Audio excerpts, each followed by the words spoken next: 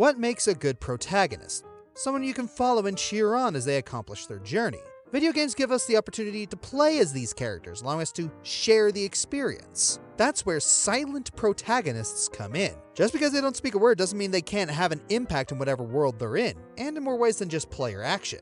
Now, silent doesn't mean they aren't talking at all. It means they don't converse too often and tend to have others talk for them or interpret their gestures. We'll be looking at how much personality they express despite not talking much. How much do their actions define their character? Is the story better because they don't talk? There will be fewer points for create-a characters because those are made to be player inserts to begin with, as well as characters who have full vocal lines outside of dialogue options. Jack would have made the list if he didn't vow to kill Praxis.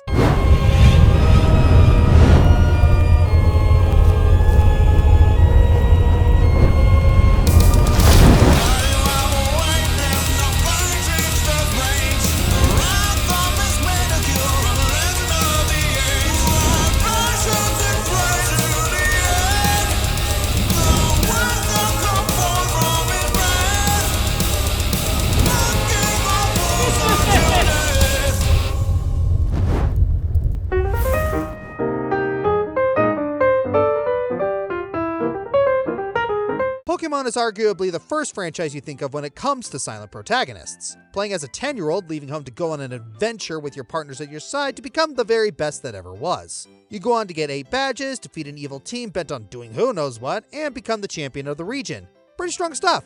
It does feel a bit samey after a while though. Where's the pizzazz, the intrigue, the ability to steal the trainer's Pokémon? Wait, what was that last one? Ah, now we're talking! Meet Wes, the main character of Pokémon Coliseum, which needs a remaster, Nintendo! He was a former member of Team Snag'em, a group of Pokémon thieves where he defected, stole their portable snag machine, and blew up their base to alert the police to it. Exactly why he did this was unknown, but after meeting the girl Rui, the two worked together to find Shadow Pokémon and free them from corruption. The two go all around the Ore region, fighting against Team Snag'em and Cypher, capturing Shadow Pokémon from trainers and freeing their hearts. Like most Pokémon protags, Wes doesn't talk, but he has Rui to speak and react for him. Thanks to this, we can see his actions play out in real time, though I will admit it is pretty basic. It wasn't until recently that Pokémon protags were a bit more expressive.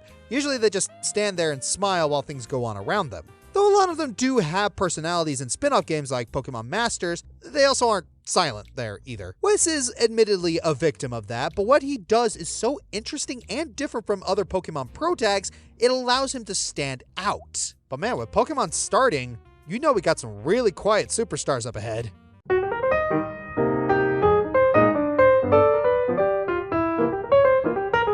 In addition to Nintendo, you are going to see a few RPG characters here as well. Sometimes both. Not because a couple of my crew are huge JRPG fans, if that wasn't apparent, but also because RPGs do a really good job of giving us characters who hit that balance I mentioned earlier. So let's take a look at Chrono Trigger. For its short runtime, you learn quite a bit about the protagonist. We know he's a heavy sleeper from his mom having to wake him up when fireworks don't. We know he cares deeply about his friends when he travels back in time using his science friend's sketchy time machine to save a girl he just met. And we learn just to what lengths he will go to save his friends and the world. Seriously, how many lazy teenagers do you see stepping up to help save the world at a moment's notice? Oh, the world and time itself. Okay, besides them. Another fun thing is that some of Chrono's actions are choice-driven, but it doesn't take away from his overall character. At the beginning of the game, your actions at the fair affect a trial later on, but it detracts from Chrono being a bit of an impulsive teen. And of course, we have Chrono Trigger's multiple endings, which I guess do boil down to when you want to fight Lavos. But I think the choice of when do we want to risk our lives against a world-eating, time-manipulating alien parasite really adds personality to people. Chrono's most impactful moment is when he sacrifices himself to save his friends from Lavos. Not only is this an impactful scene where the protagonist effing dies, but you see the reactions of his friends to his passing. It shows the influence he has on people despite his lack of words, to the point where your party members will team up with a former enemy and scale a brutal mountain just to save him. Chrono can be considered one of the original expressive silent protags, and a great example of how one of these characters impacts the world they're in. I wouldn't call him the original silent protag though. Got a couple of others who might fit that bill.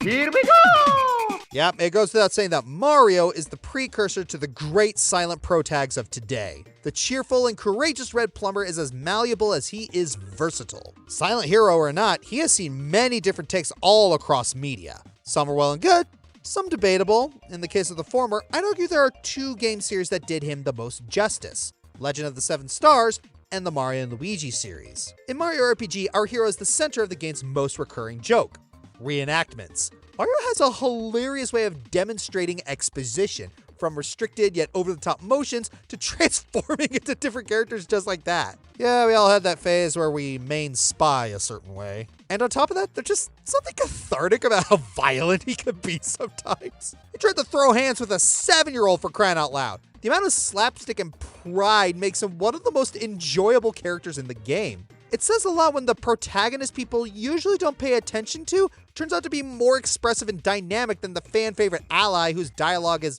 90% exposition. You know, a lot of people just follow the notion of Mario being this abusive brother who doesn't care about Luigi at all. Well, those people clearly haven't had a lick of the Mario and Luigi games. Or they do, and they just conveniently let it slip by. Mario's chemistry with Luigi here is simple, but very effective. Even if all they say is, "a talking tomato," and "a tomato throws a red barrel," we see just how much the two look out for each other. From the gestures in each bro's attack to saving each other when it counts. Plus, Mario's the one who came up with the idea to disguise Luigi as Peach in Superstar Saga, and he even sticks up for his bro against that mean old Stargate. Yeah, where was that in your masterpiece of a theory, Matt Pat? Heck, if Dream Team reveals that Luigi has nothing but positive thoughts about Mario, it further shows how genuine their chemistry is and how much Mario's friendly stalwartness really means to his bro. And to rub salt in the open wound, brothership highlights just how much losing Luigi hurts Mario. The guy started hallucinating his little bro. Quit telling everyone I'm dead! Sometimes I can still hear his voice! Mario isn't as story-heavy as every other protagonist on this list, but that doesn't devalue how charming and entertaining he can be if given the effort to really express himself. Not everyone who makes Mario games shares that level of love and passion for the character, but for those who do, bless their hearts.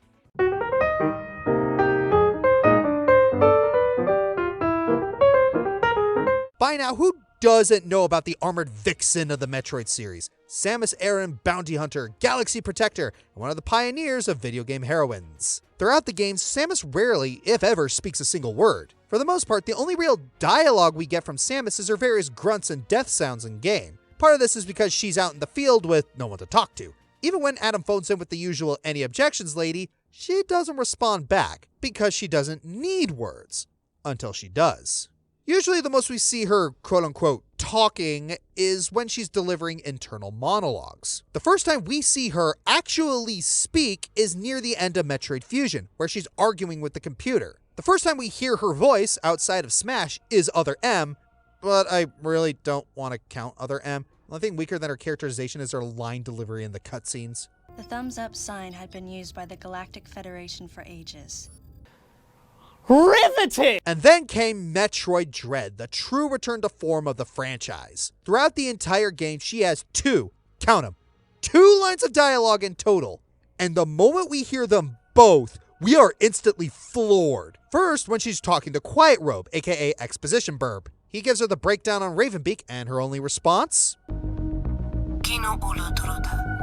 Ana maril sanur pura. Ay marhel kalom. It's short, it's badass, and it's spoken in Chozo, the language of the ones who took her in when she had no one. It's the only full sentence she speaks in the entire game, and she embraced her heritage.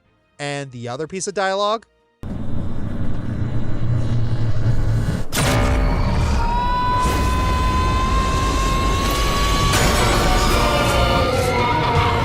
The most savage and emotionally satisfying scene in the whole franchise. Other than those 2 gripping moments, Samus remains as mute as ever, allowing us to really soak in the dread as the game's tone tries to convey. The brief moments we hear Samus speak really showcase what kind of hero she is. The monologues get a slight pass since they're internal, and let's face it, we need a little exposition so we can grasp what the heck is going on. When she opens her mouth in-game, she sticks strictly to business, keeping it simple and to the point if she can help it. She's actually a pretty introspective woman, able to be expressive without uttering a word and letting her actions and the world around her do the talking. Some might debate if she really qualifies as a silent protagonist, but I say her actions over words more than justifies her spot on the list. Any objections, ladies? Ugh, Other M ruined that line too for me, dang it!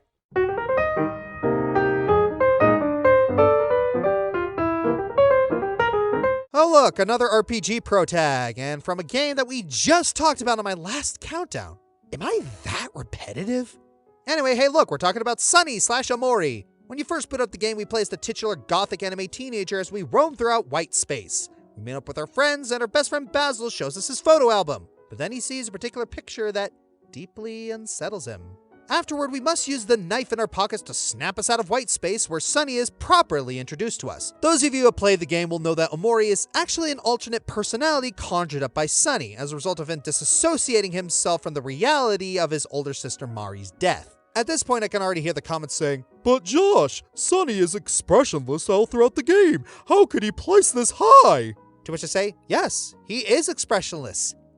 And that's the point. Sunny infers depression, numbness, lifelessness, and emptiness, all as a result of his inner turmoil. He has completely disconnected himself from the world around him, blaming himself for his sister's death and just sinking deep into unforgiveness towards himself. Read the dialogue that his blank space counterpart says to us in the final boss fight. Sunny is suffering in silence, refusing to make the truth known to his friends, despite the fact that his best friend Basil was there to witness everything.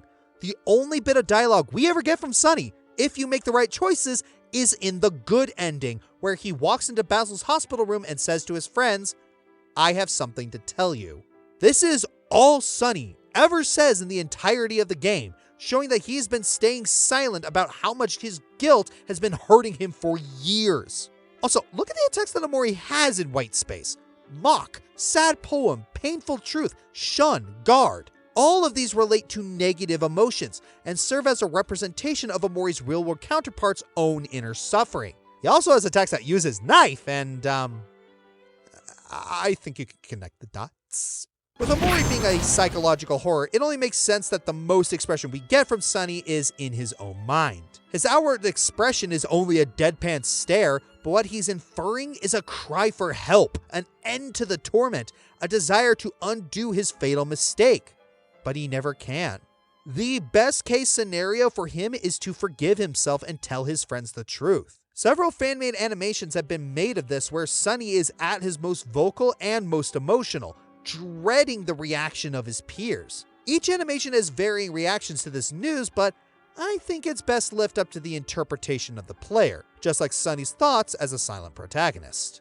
Though you have to wonder, after playing through everything Sunny concocted in white space, you think he grows up to be a game developer?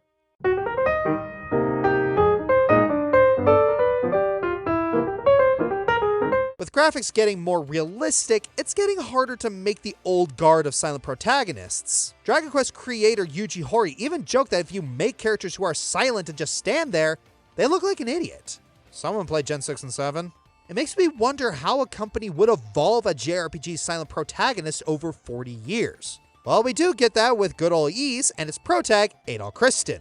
Many may not have heard the name of Adol Christin, but this red-headed adventurer and his wanderlust have been captivating gamers for almost 40 years. You're kidding me. Nope. In that time, we've had 10 or so games chronicling his journey, based on in-universe books he wrote on the many adventures he had. Since the games are technically Adol's books, we experience each game through his eyes, being the player's avatar in those adventures. Even with this, we still learn a lot about Adol through NPC dialogue and flashbacks. He was originally from a mountain village where he learned the sword from his father and learned of the outside world from traveling merchants. His curiosity from these stories was so great that he left his home at 16 to travel the world, eventually shipwrecking on the island of Asteria because he wanted to see what would happen if he went into the giant storm wall surrounding it. This leads to a whole franchise of shipwrecks, being at the right place at the wrong time, having every heroine fall in love with you, losing all your equipment between games, and not going in a year without fighting some sort of godlike being. As for personality, Adol wears his heart on his sleeve. He will help anyone at a moment's notice and will light up whenever a local legend or ancient ruin is brought up. and the sadness that comes from not being able to explore because he needs to save the world. Up through E7, he interacts with the world through his actions and reactions from friends. In Memories of Celceta, he gains minor dialogue options, showcasing some of the personality I mentioned earlier. This continued into E's 8, 9, and 10, where he also became much more expressive to match the current technology. However, this also added some voice acting where he will say some lines during battle or during important moments in E's 10. Outside of Nintendo characters, 8-Hole is one of the oldest silent protagonists and probably the oldest recurring one in JRPGs. Seeing his growth and development throughout these games and the impact he's made, not only in this world, but in the genre itself, it's just insane. Makes me curious how his adventures continue before they end at the North Pole. Fun fact, his English VA is Bryce Papenbrook. Getting someone who's known for playing a sword-wielding harem protagonist to play one of the OGs of the genre is crazy.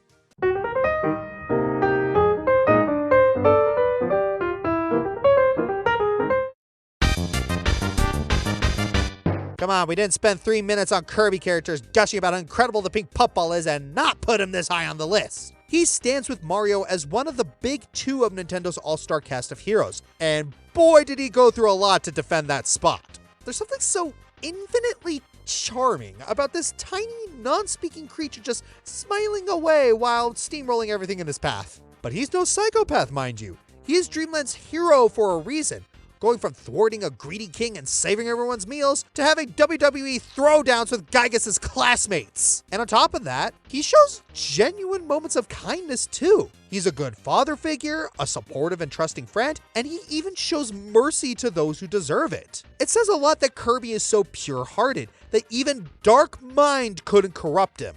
Nope.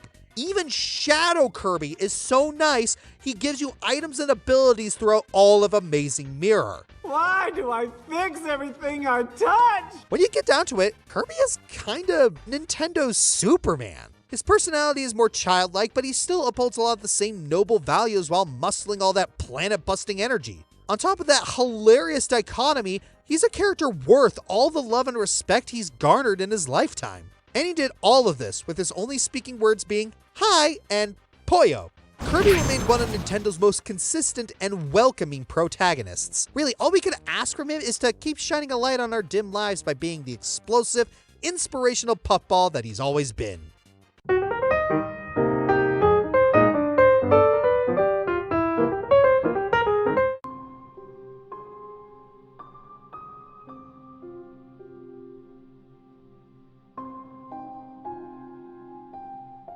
In wilds beyond, they speak your name with reverence and regret, for none could tame our savage souls. Yet you the challenge met under palest watch.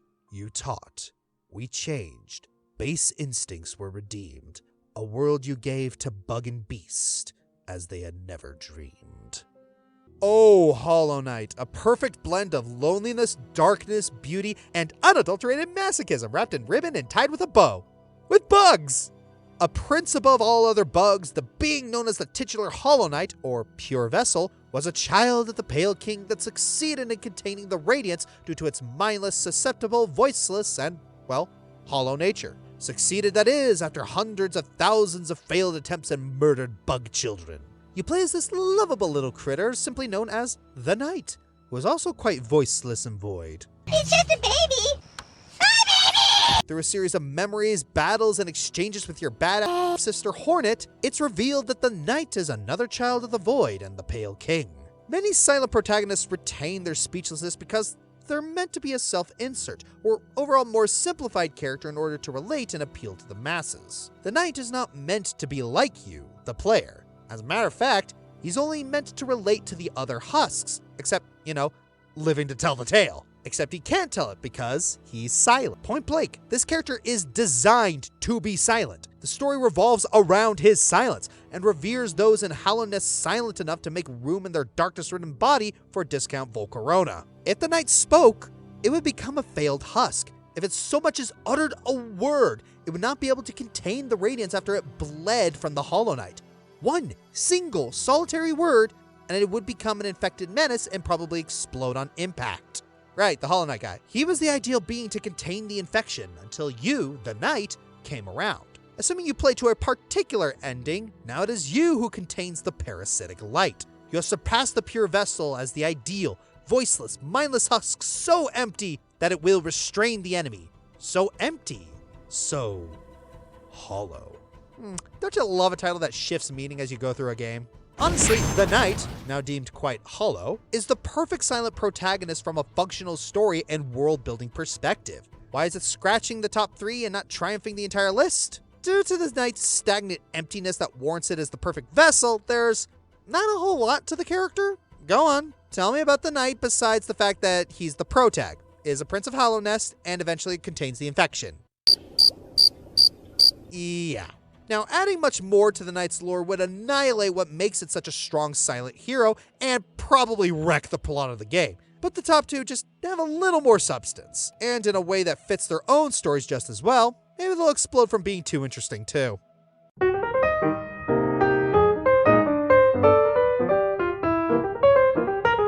Being silent has its perks. Oftentimes when a silent protagonist doesn't talk, it really lets their actions speak all the louder. And when your actions are loud enough, they can become almost symbolic, legendary, and you become an icon of courage. Of course, Link's here.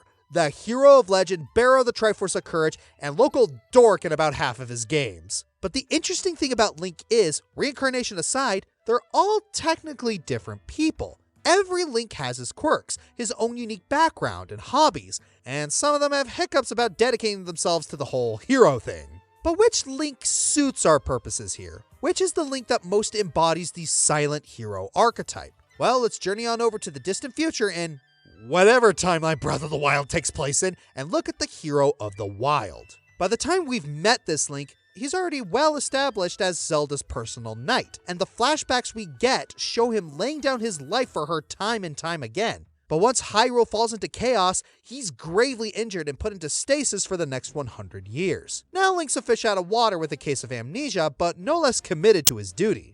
Through the memories you can find, you're shown Link's personality and demeanor, and even without words, you get a sense of what he's all about. His determination to protect those he cares about is what stands out the most in these. During Hyrule's fall, even when he's facing down the apocalypse, barely clinging to life, he's still trying to protect Zelda with his dying breath. Zelda even gives us an answer as to why he's so silent all the time. It's his sense of duty. Link bottles everything up because he feels he has to. Because he's so laser focused on protecting Hyrule, he has to put his personal feelings aside. Jeez, this poor boy needs a break. The hero of the wild is the culmination of everything Link has symbolized over the years. He takes cues from a lot of his predecessors, mixing them into a character that feels so much more like a complete person than any of the heroes of the past. He's taken on their legacy, and by Hylia, does he carry it on with all his courage.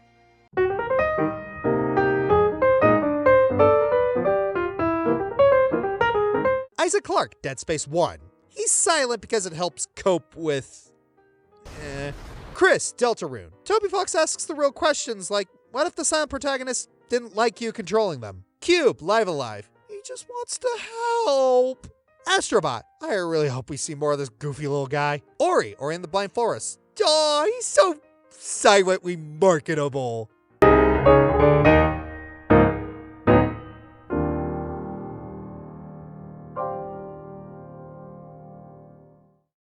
Of all the forces in the universe, there is one that renders even the unholiest of beasts weak in the knees.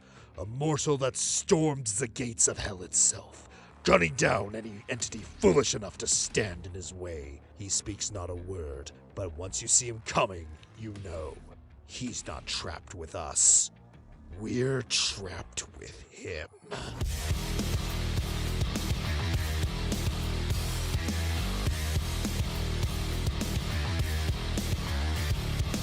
The motherfucking Doom Guy. The nameless space marine dedicated to stomping out demon butt and chewing bubblegum, and he don't need no stinking bubblegum. Given that we're mostly playing from his POV, we don't get to see what's behind those testosterone-ridden eyes, and yet you get most of his personality from just his arms. There is not a single atom of chill to be found in his body. He is laser focused on the inevitable bloodshed and the way he takes down everything in his path like it's a symphony. If my little opening monologue didn't make it clear, all the demons are scared shitless of him as he stone cold mows through them without a word. And yet, he has a small quirky side too. He has a freaking adorable interaction with the toys he finds on the way, and if he falls to his death, he just gives a bad thumbs up because even in death, he remains pure awesome. Now, all that makes him cool in his own right, but what makes him the best silent protagonist? As revealed in a flashback during Doom Eternal,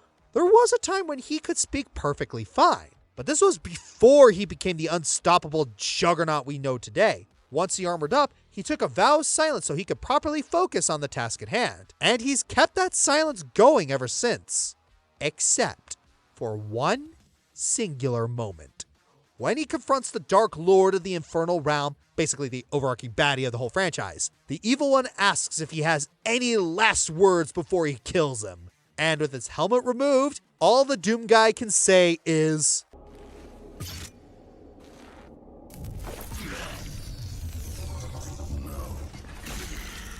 one single solitary word. And he saved it for the big bad before putting him down for good. He deliberately keeps his mouth shut to paint himself as the ultimate symbol of fear, and it works. No mercy, no distractions, just an endless barrage of anger with a few fun, quirky moments. It says so much about him while he says so little, and that alone earns him the crown for silent protagonists. I'm joshscorcher, and since we managed to fix the sound after the previous countdown, let's see what else there is to fix, shall we? Cut!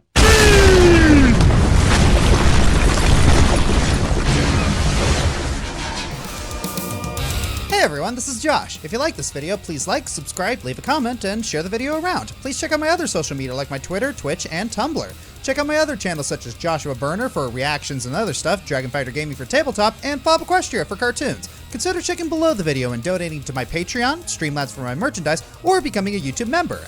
Thanks for watching.